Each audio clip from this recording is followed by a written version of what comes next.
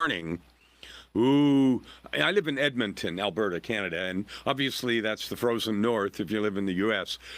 I am surprised, like continually surprised. I mean, I was born in San Francisco, raised in California, and then lived in the West Coast, or the west part of the U.S. all my life.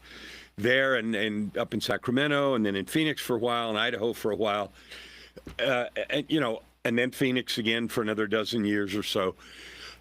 And so everything's been west of the Rockies, more or less.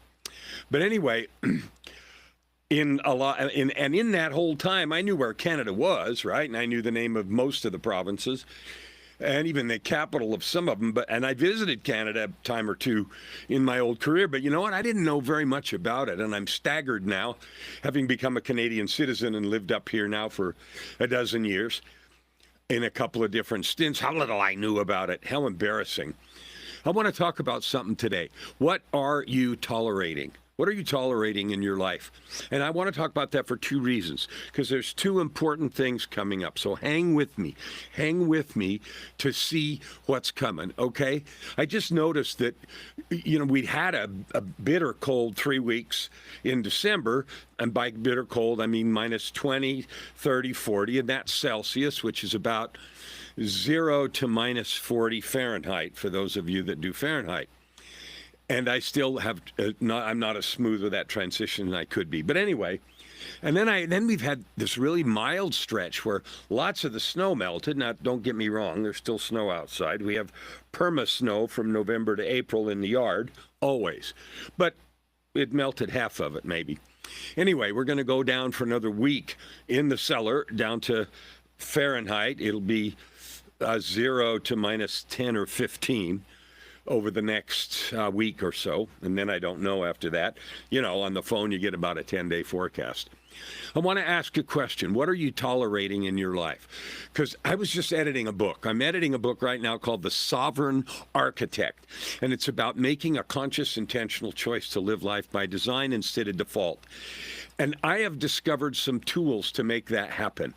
And they're not magic and they're not new, but ways to use them that marry with AI and that take the most advantage of us. Now, we all know that we as humans are living far below our capacity.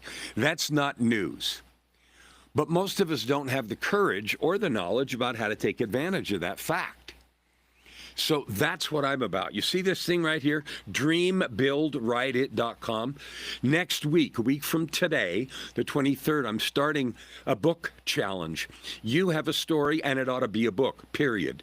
End of conversation. Now, you don't have to do it, and I'm not telling you what to do. But if you want to make a difference in the world, the discipline and work required to do that, to think through your own personal developmental story. Like, I don't mean the story about a single event of your life. I'm talking about the series of events that shaped your life, that made you into the amazing, powerful, beautiful, capable, wonderful, driven person you are right now, right today. And I love you for that. So many people I get to talk to, people I interview on podcasts, people I interview on LA Talk Radio that have stories and determination and decisions to go forward and do good.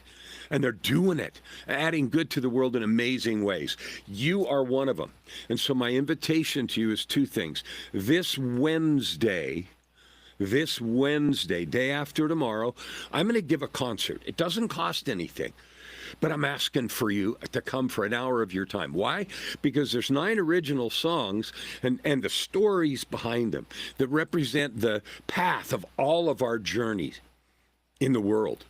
And next week, DreamBuildWriteIt.com. DreamBuildWriteIt.com.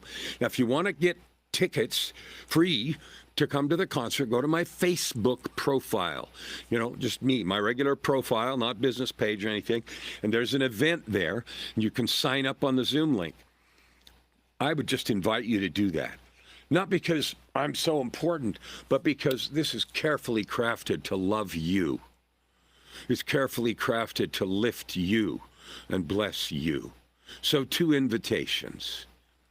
Wednesday for a concert, next week to learn why and how to write that book that's burning inside of you. Now, the last thing I'm going to talk about for a minute is tolerating. What are we, each individually tolerating in our lives that we kind of wish would change? I wish the other person, somebody else would get elected in the U.S. There's a big controversy about president. I think some of it's fake because it only seemed to happen with this president both times, but whatever. I don't know. You know, I'm a Canadian. Well, I'm both U.S. and Canadian, but watching from outside, so it isn't as the daily noise in my face like it might be for you. But you know what I notice when I go to the U.S.? I don't see it.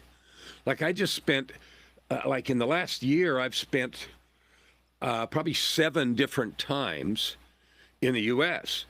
For a few days or a week doing different conferences and things, and I just don't see it. That what the news creates, whatever channel you watch, is just hype. But anyway, you know that already. My question's more personal. What are you tolerating in your life? What fear, what doubts, what excuses are you tolerating in your life? And this is not chastisement. This is an invitation for you and me to step into your greatness. Man, I hate that. To choose to move into the truth of who you are. What is that truth? Well, your worth is infinite. You're a divine being, and you know that.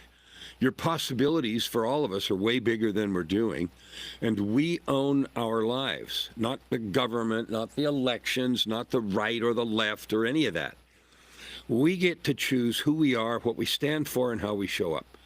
Isn't it time for us to do that in complete wholeness, connected to who we are? 2 invitations.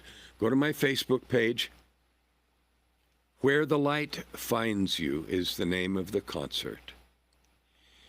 And then the challenge to discover your story next week.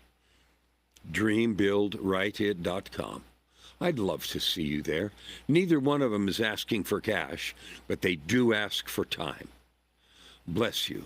I love you.